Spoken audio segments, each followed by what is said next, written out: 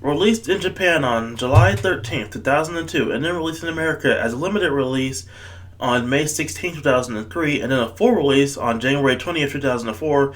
This is considered the last of the original series movies. Basically, the series up to Advanced Generation or the Hoenn season. This movie is kind of funny when thinking about it in terms of how the fans react to it, but we'll get to that in a later bit. For now, let's talk about the plot. Our story begins with Ash and friends in the watery city of Alto Mare, a city protected by legendary Pokemon Latios and Latias. Our opening this time isn't a battle, instead it's a water chariot race that Misty manages to pull through and win, with Ash getting sidetracked because he's using his Totodile at the time. While this goes on, a pair of Team Rocket members, named Annie and Oakley, sneak into the city searching for the mystical treasure called the Soul Dew.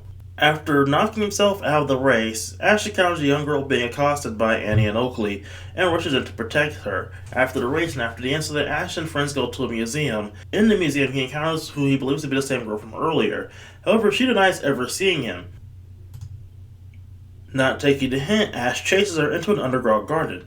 There he discovers accidentally Latios and Latias, in which case he also discovers that Latias was the girl he protected from earlier.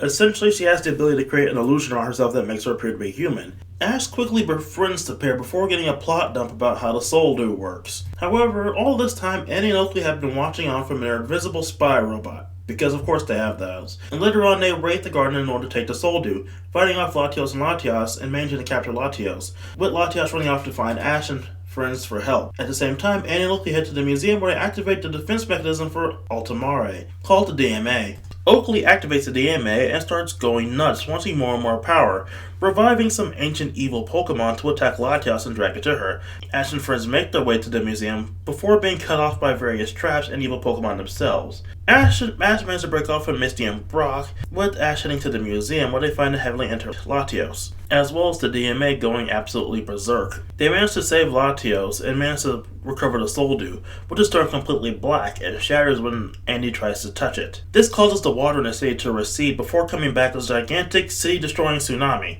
Having no other option, Latios and Latias charge and using their psychic powers to destroy the tsunami, with Latias making the ultimate sacrifice, killing itself in order to save the day. The water returns and ancient Pokemon turn back into being fossils. All that remains of Latios is a new Soul Dew. While Ash and friends are leaving Alto Mare, Latias, disguised as Bianca, the girl from earlier who I never gave a name to because she really wasn't that important, shows up, giving Ash a kiss on the cheek before rushing off. Brock wonders which one it was. It really is Latias. I mean, Ash and Bianca really didn't even have that much screen time together. The only person it can be is Latias. As they leave to see Latias, they see a Latias and a Latios flying through the air. The end credits reveal Annie and Oakley in prison looking over the possessions of Lawrence III for some reason. A meta joke? I have no idea. Now it's time for my favorite part where we talk about the dub changes. And oh boy, does this one have a lot of dub changes.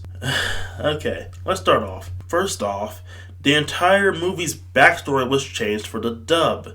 In the original, it states that Latios and Latias often visit the city frequently, and it's not just one family of them. In the original, the Soul Dew was one of their ancestors, not their direct father. On top of that, it was all told through this rather cool-looking storybook imagery, and that's just gone in the dub. I don't know why they changed it. I guess for attention. It's just a stupid change. On top of that, the most other significant thing they changed was adding the ancient evil Pokemon thing. In the original, Latios and Latios was acted as city's protectors, not against any specific threat, just random threats. In this one, there was an evil trainer that had evil Pokemon and was pretty much a dickbag, and so Latios and Latios kicked his butt, and his Pokemon are now fossils. In the original, they were just fossils that are being controlled by the DMA, which begs a whole number of questions, but either way. Another change is that Annie and Oakley aren't Team Rocket members in the original. They're just a pair of thieves who have nothing to do with Team Rocket. Speaking of Annie and Oakley, in terms of villains, they're not the worst, but they're not the best.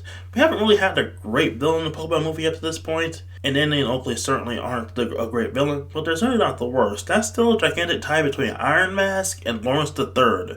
Their reasons are simple, their motives are understandable, and they get the purpose of their role in the movie done and over with as fast as possible. That's why this movie's so simple, why this episode's going to be so short. Overall, the movie's pretty simple. There isn't much to it ultimately. There's not enough bad, there's not enough good. It's simple, middle of the road, kind of, in terms of Pokemon movies. It's better than Forever, certainly, but it's not as good as the third movie or the first movie. Probably on par with the second movie, just for having a better villain. If I do have to praise one thing, I have to say the city of Ultimare is a beautiful setting. It felt like its own place, not some random location like the other previous movies. The closest we've had to something like this was Greenfield, and that was covered in gigantic crystals. Now let's talk about fan reaction. This movie is one of the two that fans like to point to when it comes to poke shipping, which is basically Ash and Misty. The kissing scene and Misty's reaction to it. And if you're gonna ask, of course, there's an Ash and Latias ship. I have no idea what it's called, and I have no want to know what it is. So don't answer that question in the comments. As far as other negatives, Brock and Misty don't do much in the movie at all. Aside of Misty's whole racing at the beginning, she pretty much just stands on the sidelines the whole movie like in the first one again. Her and Brock's only contribution is helping Ash with their Pokemon, nothing more.